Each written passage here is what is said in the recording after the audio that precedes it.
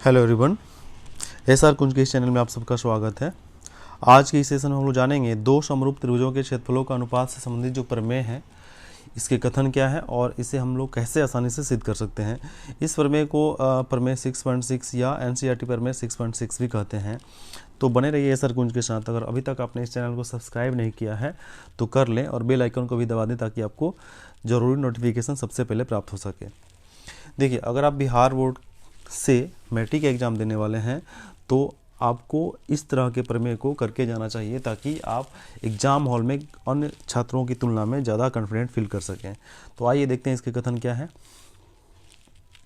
देखिए, इसे हम बोलते हैं दो समरूप त्रिभुजों के क्षेत्रफलों का अनुपात। तो इस प्रमेय का जो कथन है ये है कि दो समरूप त्रिभुजों के क्षेत्रफलों का अनुपात उनकी संगत भुजाओं पर के वर्गों के अनुपात के बराबर होता है। अब यहाँ पे समझिए, इस प्रमेय को सिद्ध करने से पहले आप इसको कई खंडों में विभाजित करके समझने का प्रयास करिए। यहाँ पे कह रहा है कि दो समरूप त्रिभुज, फिर कह रहा है समरूप त्रिभुजों के क्षेत्रफलों का अनुपात संगत भुजाओं के वर्गों पर का अनुपात के बराबर होता है। यानी इसमें दिया है कि त्रिभुज, अगर दो त्रिभुज ए बी सी और डी ई एफ है तो ये दो त्रिभुज क्या है, समरूप है। तो हमें ये पता चल गया कि दिया है त्रिभुज ए बी सी और डी ई एफ क्या है, समरूप है। दूसरी बात, इसमें सिद्ध क्या करनी है, यानी प्रमाणित क्या करना है। तो प्रमाणित करना है कि इस त्रिभुज ए बी सी का क्षेत्रफल और डी ई एफ का क्षेत्रफल का जो रेशियो है, जो अनुपात है, ये बराबर किसके होगा, तो इन्हीं त्रिभुजों के संगत भुजाओं के वर्गों के अनुपात। अर्थात त्रिभुज ए बी सी और डी ई एफ में ए बी का स्क्वायर बटा डी ई का स्क्वायर बराबर होगा बी सी का स्क्वायर बटा ई एफ का स्क्वायर, और ये बराबर होगा ए सी का स्क्वायर बटा डी एफ का स्क्वायर। यहाँ पे आपको दिख रहा है।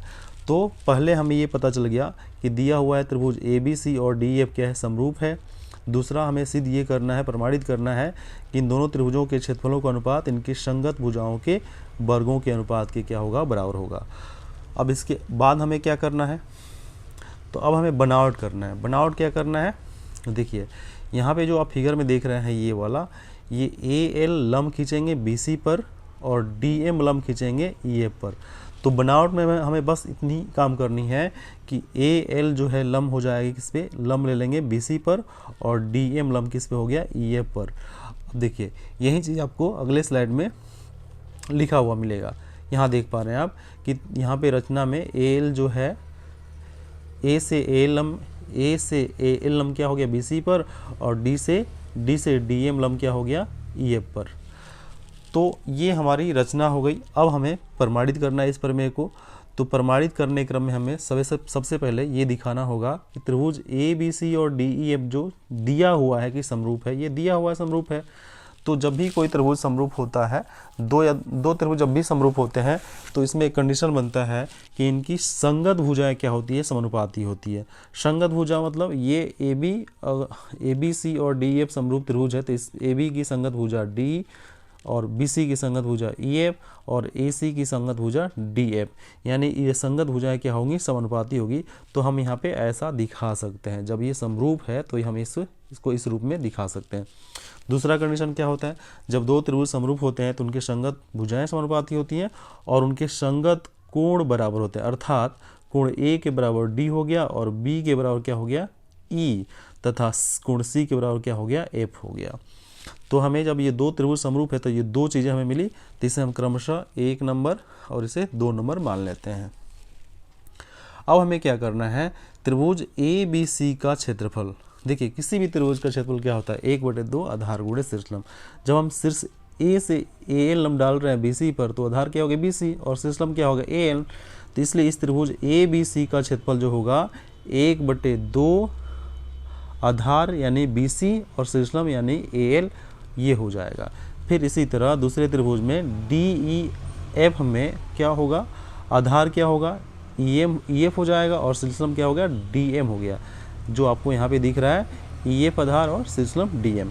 तो अब जब दोनों त्रिभुजों के क्षेत्रफल ज्ञात कर लिए तो हम इन त्रिभुजों के क्षेत्रफलों में क्या करेंगे, एक क्षेत्रफल को दूसरे क्षेत्रफल से भाग करेंगे, क्योंकि हमें सिद्ध क्या करना है, यहाँ पे देखिए सिद्ध क्या करना है, दोनों त्रिभुजों के क्षेत्रफलों का अनुपात। इसलिए हमें जब इसका क्षेत्रफल प्राप्त हो गया तो इन दोनों क्षेत्रफलों में हम क्या करेंगे, एक दूसरे से विभाजित करने का प्रयास करेंगे।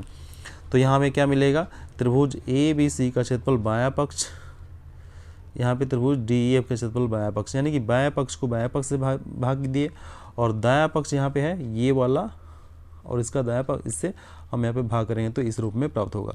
अब आप देखिए ये गुणा में है और विभाजित हो रहा है तो ये 1/2 से 1/2 कट जाएगा, तो बचेगा क्या, B C into A L और बचेगा E F into D M. तो हम इसे बी सी बट्टा ई एफ दिखा सकते हैं जो यहाँ आपको दिख रहा है, फिर हम इसे ए एल बट्टा डी एम दिखा सकते हैं इस रूप में। तो हमें यहाँ पे मिल गया त्रिभुज ए बी सी का क्षेत्रफल बट्टा डी ई एफ का क्षेत्रफल जो आया कितना, बी सी बट्टा ई एफ इंटू ए एल बट्टा डी एम के रूप में, और इसे हम समीकरण मान लेते हैं 3। अब अगला स्टेप हमारा क्या होने वाला है, अब हम त्रिभुज ए एल बी और त्रिभुज डी ई एम को समरूप करेंगे। और ये कैसे करेंगे, देखिए हमें पता है कि जब ए एल लंब है बी सी पर तो यहाँ जो कोण 1 बन रहा है और यहाँ कोण 2 जो बन रहा है, ये दोनों क्या होंगे, बराबर होंगे। अर्थात त्रिभुज ए एल बी और डी एम ई में कोण 1 बराबर हो गया कोण 2 के। अब फिर देखिए जब दोनों त्रिभुज ए बी सी और डी ई एफ समरूप है तो कोण 3 बराबर क्या था, 4 के, यानी कि b बराबर किसके था, ई के। आप यहाँ पे देख लीजिए b बराबर है ई के, और इसलिए क्या होगा, कोण b पे जो बन रहा है 3 और कोण ई पे बन रहा है 4, ये दोनों क्या होंगे, बराबर होंगे। तो हमें क्या मिल गया, ए एल बी और डी एम ई में, इन दोनों ही त्रिभुजों में एक त्रिभुज का 2 कोण दूसरे त्रिभुज के 2 कोण, मतलब कोण के बराबर हो गए, यानी कि एक त्रिभुज के 2 कोण दूसरे त्रिभुज के 2 कोण के बराबर हो गए। तो इसलिए दोनों ही त्रिभुज ए एल बी और डी एम ई ये आपस में क्या हो जाएंगे, समरूप हो जाएंगे। और ये समरूपता की कौन सी कसौटी लगेगी, तो यहाँ पे कसौटी लगेगी एंगल एंगल समरूपता उपपरमेय जिसे बोलते हैं। तो हमें यहाँ पे प्राप्त हो गया ए एल बी समरूप हो गया डी ई एम के, ये हमें प्राप्त हुआ। फिर हमें पता है कि जब दो त्रिभुज समरूप होते हैं तो उनकी संगत भुजा क्या होती है, समानुपाती होती है। इसलिए यहाँ पे ए बी बट्टा डी ई, देखिए यहाँ पे ए एल बट्टा डी एम यहाँ देख पा रहे हैं आप, और बी एल बट्टा ई एम ये होगा, यानी कि दोनों त्रिभुजों की संगत भुजा क्या हो गई, समानुपाती हो गई। अब ये हम इसे मान लेते हैं 4 नंबर। तो समीकरण 4 में ये जो पार्ट है हम इसको ए बी बट्टा डी बराबर ए एल बट्टा डी एम यहाँ दिखाते हैं और इसको मान लेते हैं कितना, 5 नंबर। यानी हमें समीकरण 4 से ये मिल गया ए बी बट्टा डी बराबर ए एल बट्टा डी एम। किंतु समीकरण 1 में दिया था कि ए बी बट्टा डी बराबर है बी सी बट्टा ई एफ। समीकरण 1 में आपको दिखा देता हूँ, ए बी बट्टा डी बराबर बी सी बट्टा ई एफ बराबर है ए सी बट्टा डी एफ। तो यहाँ हम क्या करेंगे, अभी जो हम जहाँ पे थे यहाँ पे थे, तो ए बी बटा डी ई ए एल बटा डी एम इससे हमें प्राप्त हुआ था, लेकिन ए बी बटा डी और जो है बराबर किसके, बी सी बटा ई एफ के, समीकरण 1 से।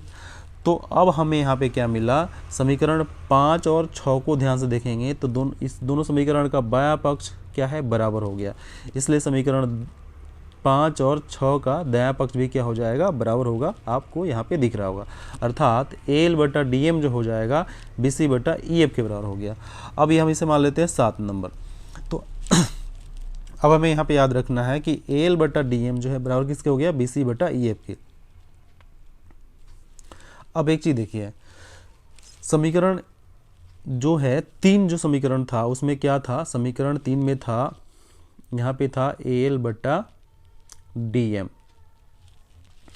तो ए एल का मान जो आया है क्या आया, बी सी बटा ई एफ आया है। अभी तो हम लोग देख रहे हैं कि ए एल का मान जो कितना आया, ए एल का मान बी सी बटा ई एफ।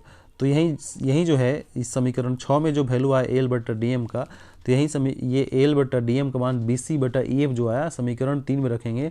तो समीकरण 3 में यहाँ पे क्या था, ए एल बटा डी एम।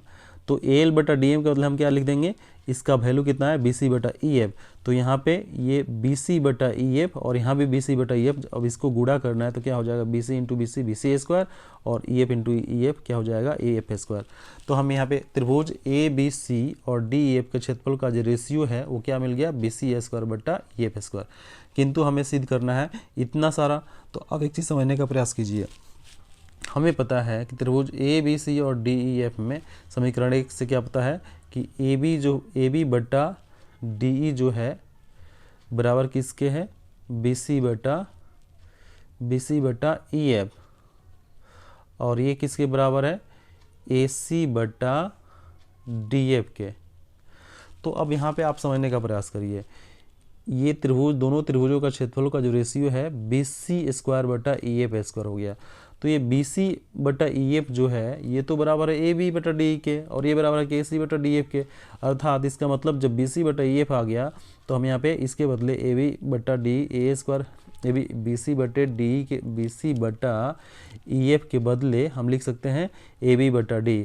तो यहाँ पे BC स्क्वायर DF स्क्वायर, तो यहाँ भी क्या हो जाएगा AB स्क्वायर D स्क्वायर, और BC बटा EF के बदले हम क्या लिख सकते हैं AC बटा DF, और यहाँ भी स्क्वायर तो यहाँ भी स्क्वायर होगा। इस प्रकार हमें क्या मिला कि जो दो त्रिभुजों का क्षेत्रफल है इसका रेशियो जो आया संगत भुजाओं के वर्गों के अनुपात के बराबर हो गया। तो इस प्रकार हमारा ये सभी जो प्रमेय था 6.6 ये हो गया प्रमाणित।